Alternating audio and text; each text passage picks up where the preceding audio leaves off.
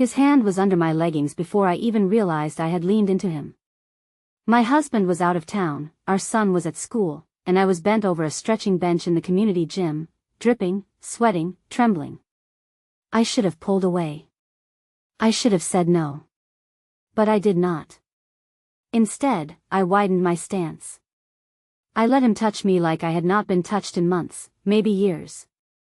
And when his fingers pushed inside me, warm and desperate, I bit my lips so hard I tasted blood. He whispered, "You are soaked," and I whispered nothing because the truth was, I had been dripping for it the second I saw him pull that barbell off the floor. I had never been that kind of woman. But I guess grief and loneliness make their own kind of hunger. Before I continue, let me say this: thank you to all my returning subscribers who keep showing up for these real, raw stories.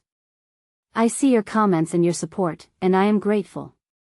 To all the new viewers and those just stopping by, thank you too. I cannot wait for you to hit that subscribe button.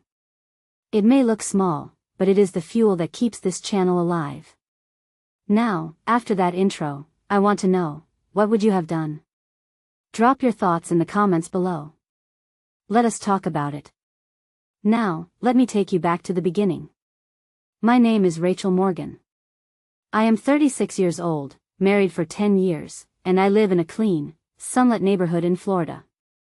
People here walk their dogs at 7 a.m. sharp, wave too long at stop signs, and hold hands like love never dies. My husband, David Morgan, is the kind of man you do not think will cheat. Tall, charming, works in real estate. He drives a silver Tesla and takes business calls during our son's school plays. We have a 6-year-old boy named Ethan who still likes bedtime stories and blue gummy bears.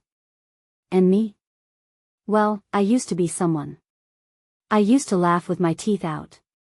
I used to dance barefoot in the kitchen. I used to have dreams beyond this neighborhood.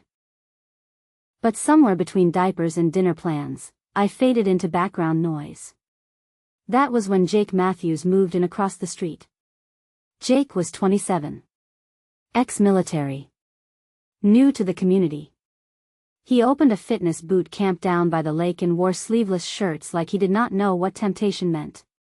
The first time I saw him, he was shirtless, mowing the lawn while music played from his garage. His skin glistened, and his tattoos curled over muscles that looked carved. I pretended not to notice. But I noticed. One Tuesday morning, I walked into the community gym wearing yoga pants and a sports bra I had not worn in years. David was out of town, again. I had dropped Ethan off at school and decided I would sweat out the boredom. Jake was there, alone. "Want a spot?" he asked. I said yes. He helped me with squats. My body remembered things my heart forgot. Each touch, too long. Each look, too deep.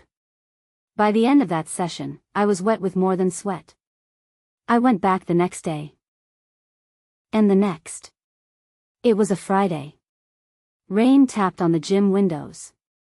The room smelled like eucalyptus and sex. Jake stood behind me, guiding my stretches. His hand brushed the inside of my thigh.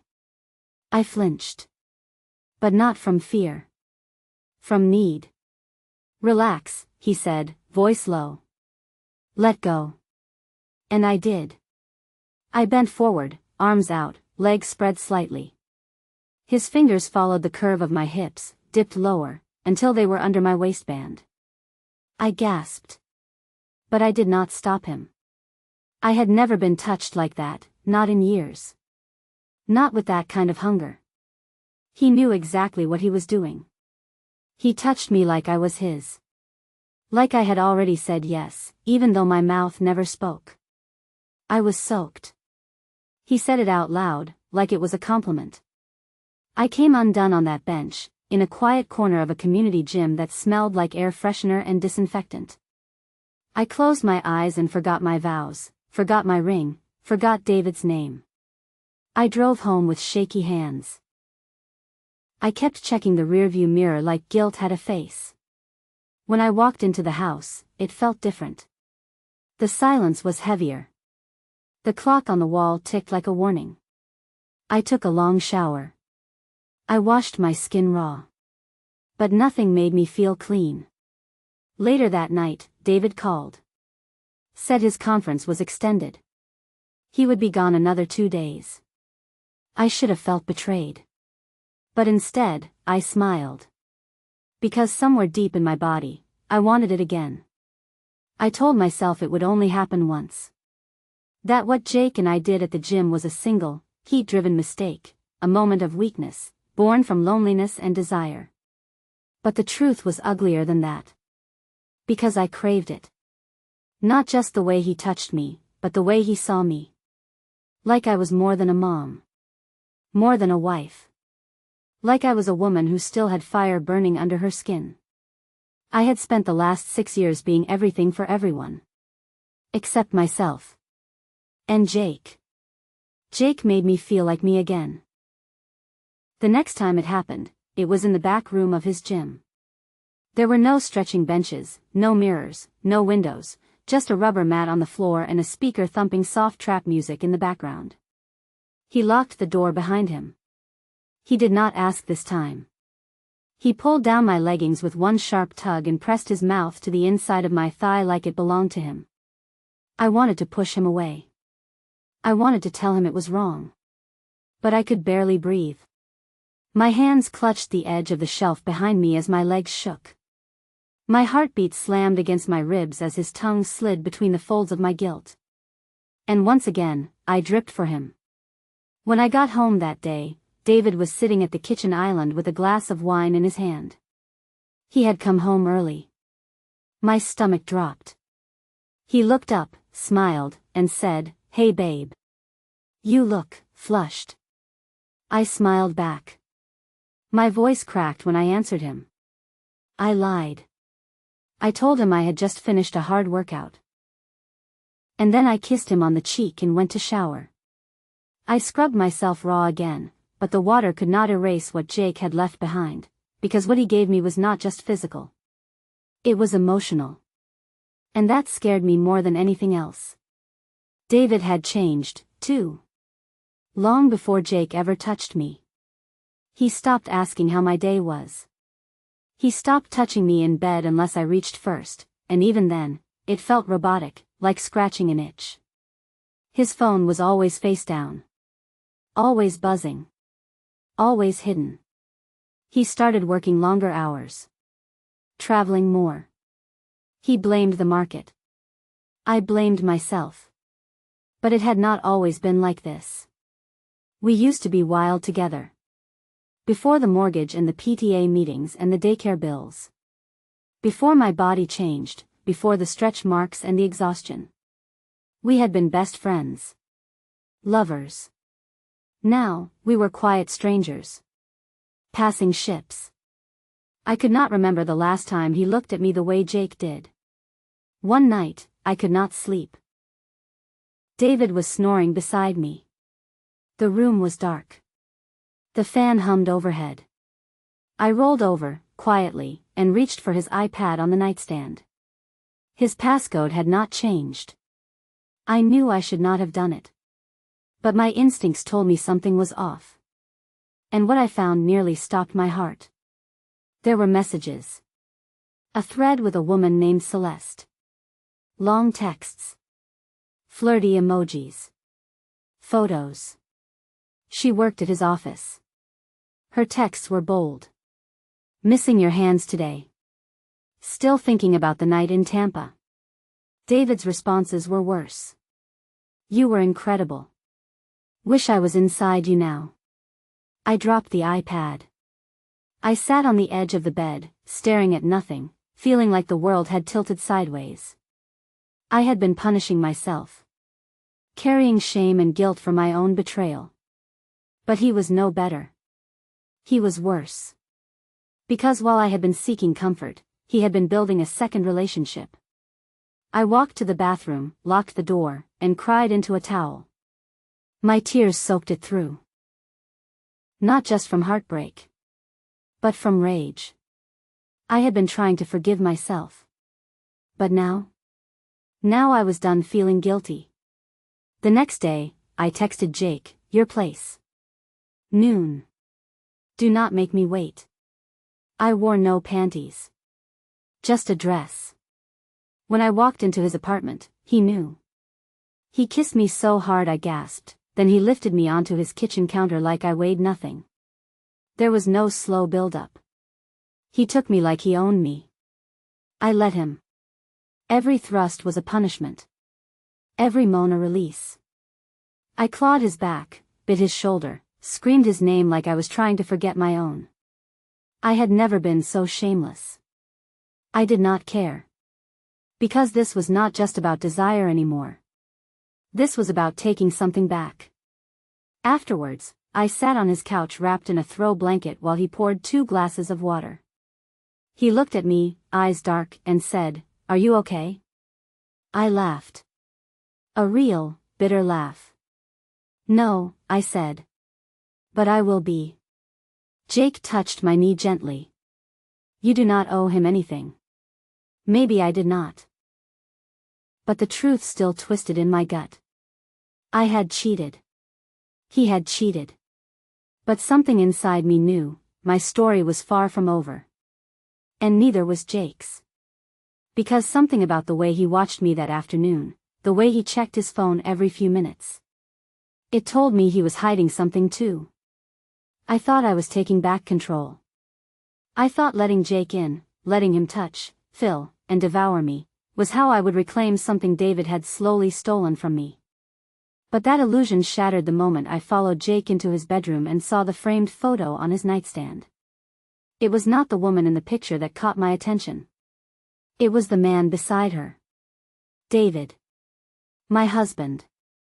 Smiling. Arm around her shoulders.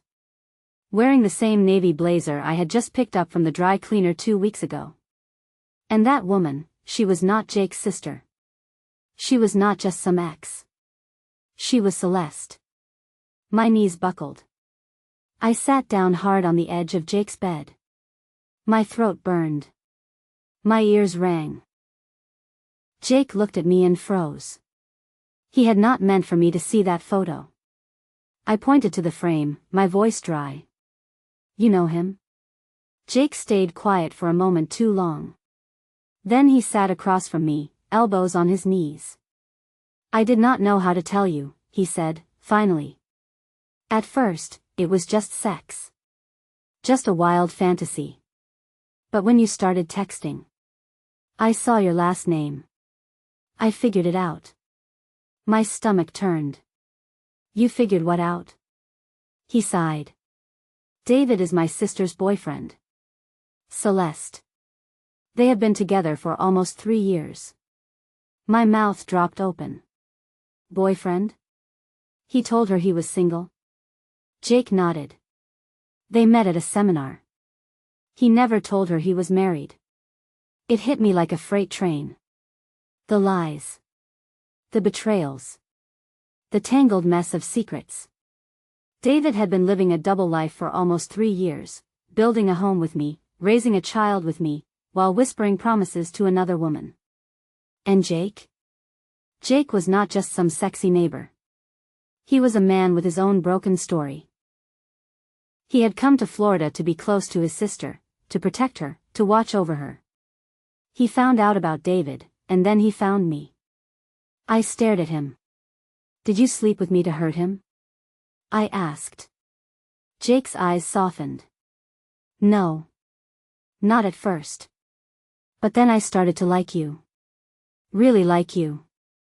My heart was a tangled mess of shame, heat, anger, and something dangerously close to lust. This was wrong.